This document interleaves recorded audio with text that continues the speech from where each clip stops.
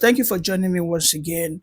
Without you, we wouldn't have come this far. So thank you very much for dedicating your time.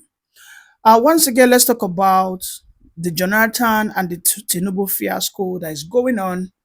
And of course, we're going to touch about Peter Obi, how so much attack has been launched against Peter Obi's presidency.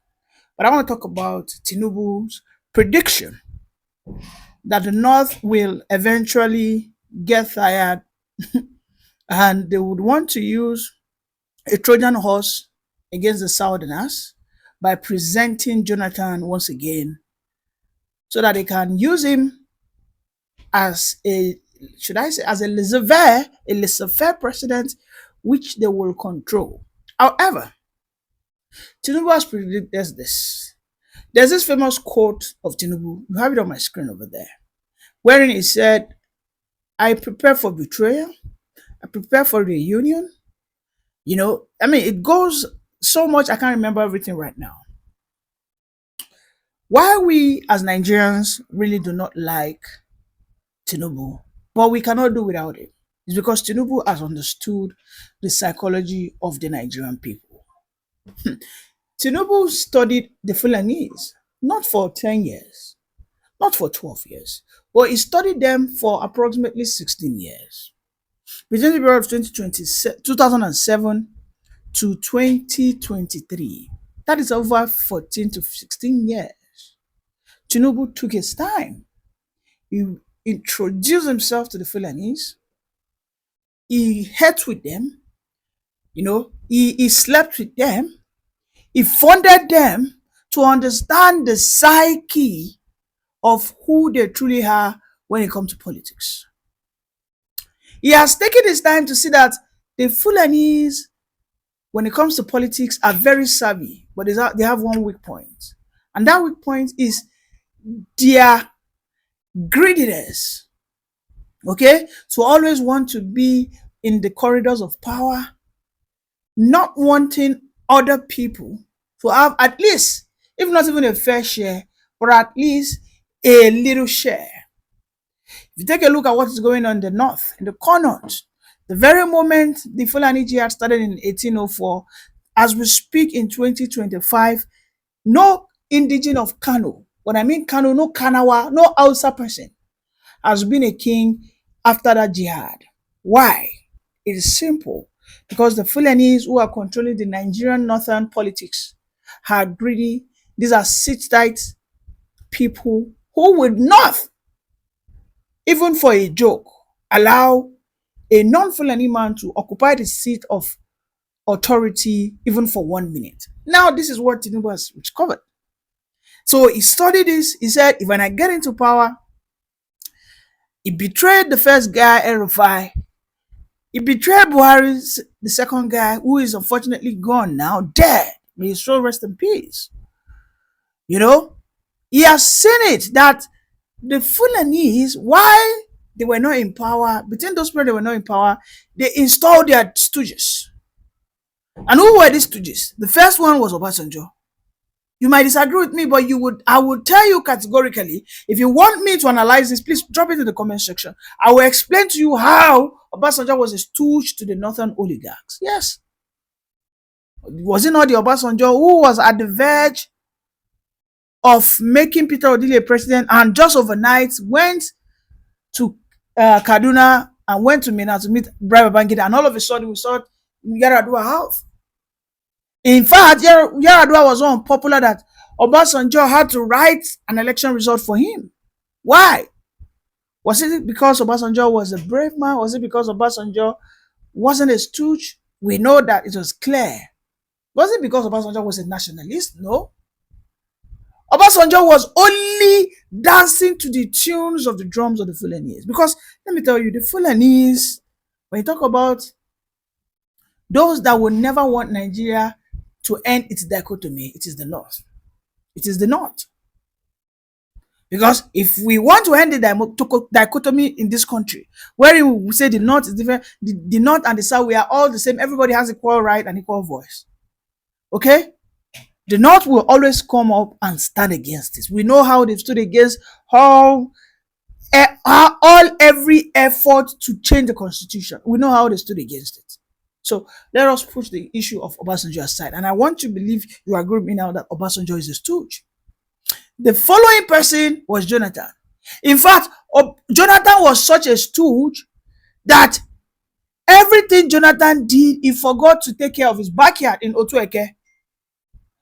Jonathan was booted out in 2015, and the following year, by 2016-2017, Jonathan's house, his village, his community, his state was eroded with flood. And we saw how Jonathan built the best schools, the best roads. Okay? He did everything. And when they demanded Jonathan to step down, because Jonathan decided to back, not bite. Jonathan was a dog who only tried to bark, not bite. Oh.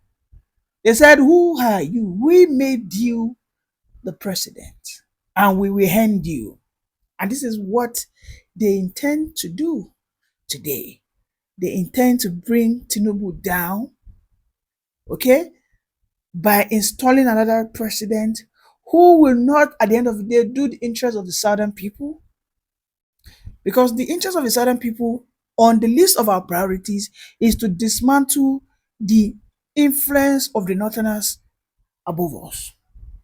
Because as it stands today in Nigeria, whether you like it or not, okay, whether you like me or not, the fact is right there, and the fact is hard.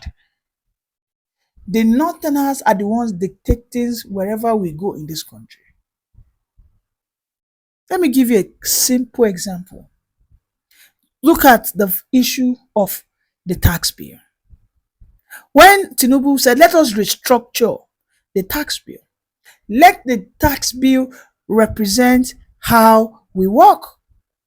Let it be a performance index basis, wherein it is what you do that you earn. We know how the North stood fervently. They stood against it. They did everything against that tax bill. And we know how that tax bill almost 80% failed. Whatever Tinubu is passing today is not what he intended to pass. Because what Taiwo Oyedele, the tax man, submitted was, if the value-added tax from alcohol generated in Lagos is 1 billion, let 600 million remain in Lagos. But what is being submitted today is, let at least 200 million remain in Lagos. Why the remaining 800 million will go to the central? So just about 5 to 10% increase. Is it a win? Yes. But that is not enough. It is not enough. So the North will bring in Jonathan. And these are the ways Tinubu intends to deal with him. In fact, it will be a very subtle defeat. A subtle defeat. A defeat wherein Jonathan will not be manhandled. It will not be rough-handled. No. Why? First and foremost, Jonathan is not the most popular candidate today in Nigeria. The most popular candidate in Nigeria today is Peter Obi. Okay? Tinubu understands that if Jonathan wants to run, the only people that will support him are the Northerners. So Tinubu sees this, and he understands that for as long as Atiku either runs alongside Jonathan or Atiku steps down, Jonathan has grabbed the Middlebelt. Tinubu, my bad. Tinubu has grabbed the Middlebelt. And we know that historically, the Middlebelters have always wanted to have themselves separated from the North. So Tinubu will possibly take someone from the Middlebelt, a Christian. This could be somebody that will be maybe appointed or anointed by George Akume, who has been in the past 3 weeks speaking. In fact, George Akume has been speaking some unimaginable, some unprecedented statements to the North that allow Tinubu, allow Yorubas, allow the South. These are divisionist statements. Okay? And then in another place, we saw some Middlebelt say that we are targeting 2031. You all remember that Jonathan couldn't work with the Middle Belt, despite the fact that the Middle Belt was the one that guaranteed the election for Jonathan in 2011. In 2011, the North wanted to kick out Jonathan. That was just a year or two after the death of Yar'Adua. But they failed. Why? Because Tinubu was the person who gave the Jonathan the idea. Look at the Middle Belt, work with them. I will give you my support from the Southwest. And lo and behold, we saw what happened. Jonathan miraculously became the president. But as of 2014, 2015, when Tinubu left Jonathan was exposed and it was actually consumed like a bowl of rice. He was stripped naked and he was chased out of Aso Villa. Because he was humiliated, Jonathan had to call Buhari even at 12 p.m. to concede to defeat that I give up. Tinubu has seen all this. He's working with the Middle Belt. The same formula he gave Jonathan in 2011 is working with the Southerners. We have never seen whereby the whole of South looks so conveniently grabbed, hijacked by a president. We have never seen it. No, you tell me, who are the people that will go out there and say they want to go and vote for Jonathan? Does he have the money? No. Does Jonathan have the money as it stands today? He doesn't even have the popularity. The man who has the popularity, whom the Northerners are supposed to queue behind. You see, when I say Tinubu is a guy who has studied the Fulanese, he knows that their weak point is they want to remain in power. And anytime they're not in power, they want to be in power via proxy. Tinubu has seen that the North might not be able to control Peter Obi. Or why do you think the North are not just readily, they're not readily in support of Peter Obi? If the North are not who Tinubu has taught them to be, who he has predicted them to be. Otherwise, the North today will be supporting Peter Obi. Because Peter Obi, when it comes to competence, Peter Obi is even ahead of Jonathan. Tinubu is way, way behind. When it comes to governance, Tinubu is way, way behind. We cannot talk about governance, good governance, and we are calling Tinubu. No. But when you are talking of politics, politicking, you call Tinubu number one. Oh yeah, come. Especially when you are talking about in the Nigerian settings. Because he understands the psychology of the North. He understands the psychology of the South. And he is deploying these things, weaponizing it against the North and South to his own way. Why the North are greedy? They are bringing Jonathan as against Peter Obi. They don't want to trust Peter Obi.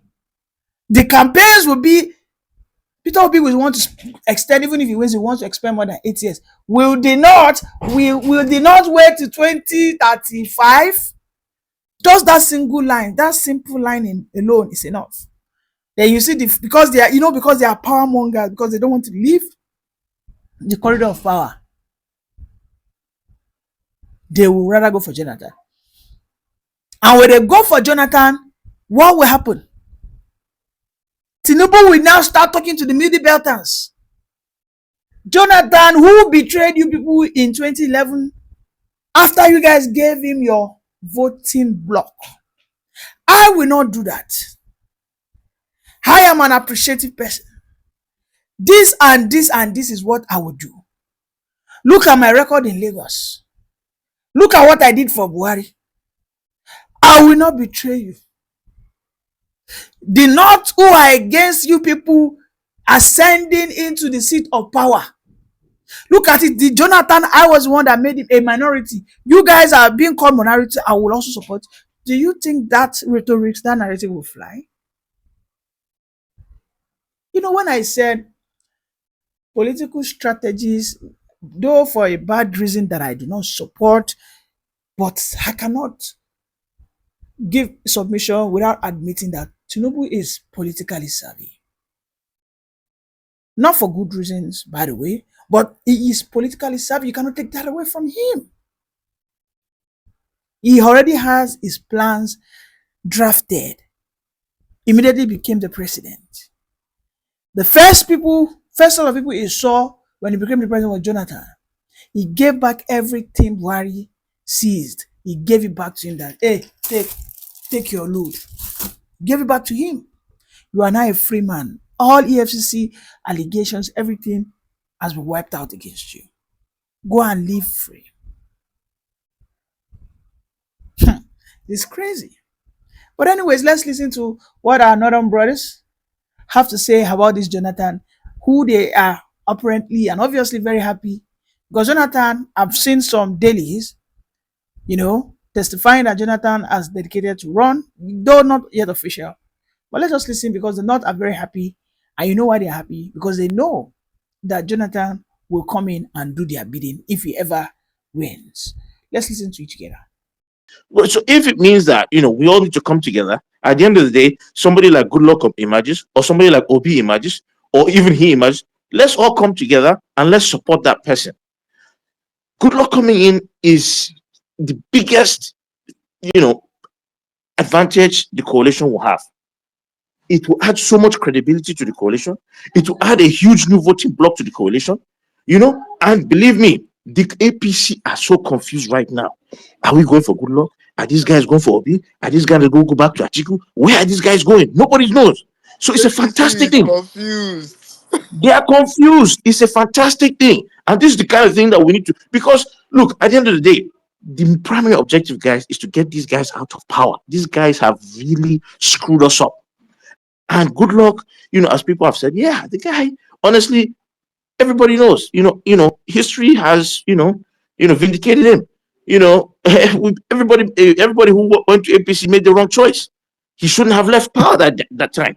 We wouldn't have been in this situation if he was still in power. Okay, so there's no question about voting for Goodluck again, because as at when he was there, this was not the situation. So you can't come and say, oh, you accuse Goodluck. No. You that came after Goodluck, you already screwed up. So the argument of is Goodluck capable or is not capable, it doesn't even arise. He was far better than what we have now.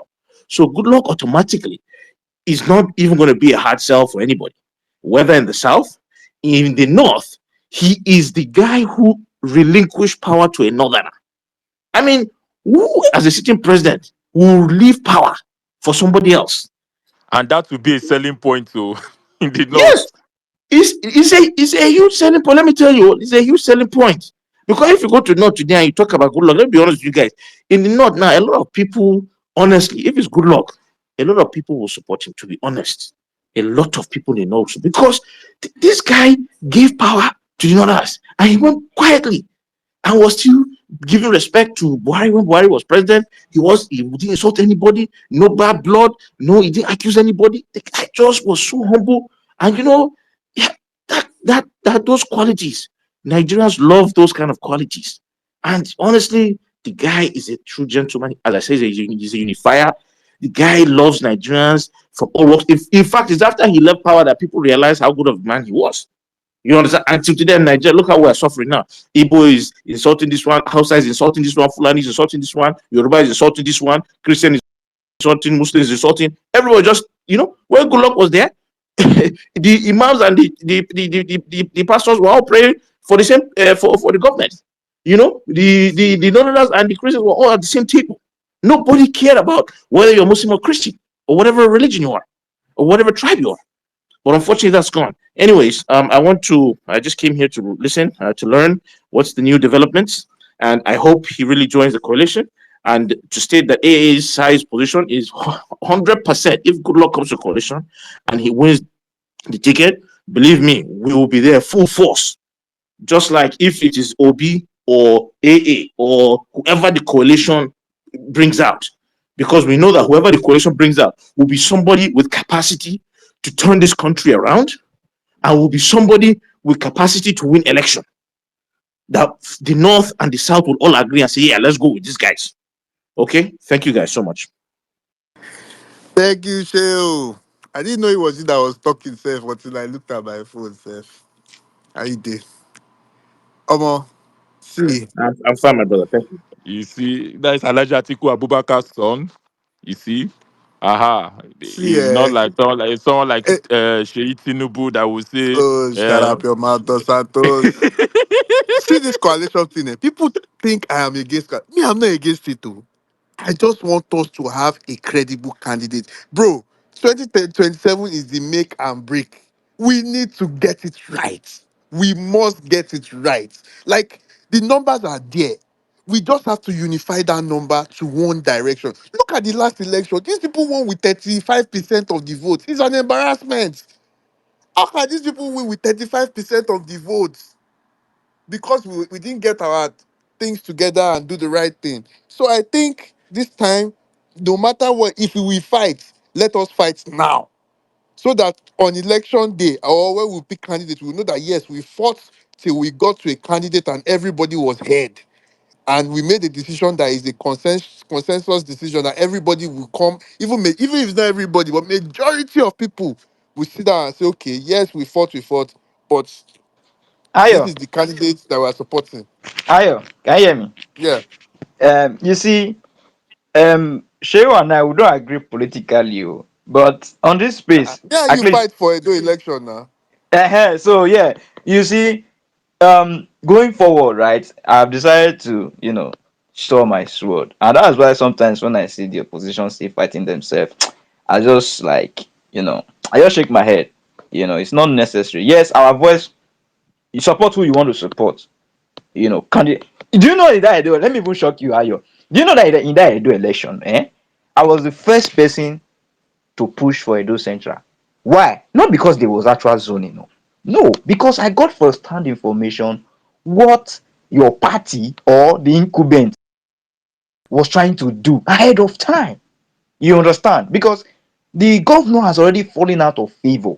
So he was trying to whip up sentiment, any sentiment at all, to make sure that the Edo people support his choice candidates. As a matter of fact, the guy that produced, there was one boss, what was it? I've forgotten the name now. There was one boss they did, now their turn. It was one of my, guy that ran that stuff. Do you understand? So I already knew ahead of time. So I supported the first person I supported was and even an obedient that naturally you don't even know, where it's going to get financial support. But it was an obedient, so we work together. So I was like, any I want be, I'm going to support you. But could you imagine that when this guy pulled out of the race, it was my guy overseer that sent it to me. He posted it on Twitter. Like he screenshotted and said to me, I said, your guy don't pull out too. I was shocked. I was demoralized. Like he didn't even reach out to me again to tell me that see you, I'm out of the race. So there were so many other people who have been cutting me. So I just okay, let me pitch my tent with one. But there were too many Edo Central aspirants as at that time in Labour Party. So I was trying to like, okay, how can you guys sit down together and present one, which they refused to do. And that was how Olumide was able to secure the party ticket. And as we are now, we have to be loyal to the party. As at that time, okay, this is what the party has presented. It's now our candidate officially. So we have to support. Do you understand? So now, going forward, the way I'm playing my politics is very different. Yes, you can cry, you can hate me, but going forward, when I see a direction, I'll go with it. Right?